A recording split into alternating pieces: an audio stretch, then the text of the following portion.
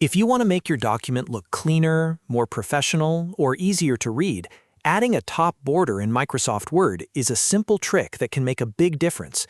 In this video, I'll show you exactly how to create a top border in Microsoft Word, step by step, so you can apply it to one paragraph or multiple paragraphs in just a few clicks.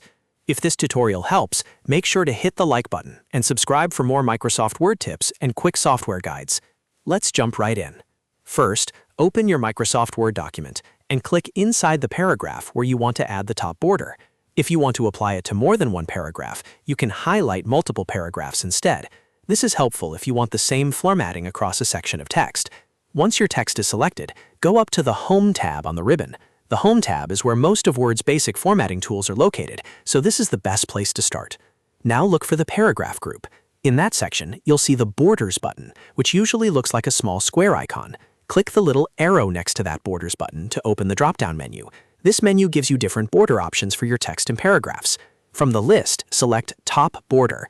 As soon as you click it, Word will add a line to the top of the selected paragraph or paragraphs. This creates a clean visual divider and can be useful for separating sections, emphasizing headings, or improving the layout of your document. If the border doesn't look exactly how you want it, don't worry. You can always undo it and try again, or adjust your paragraph formatting later.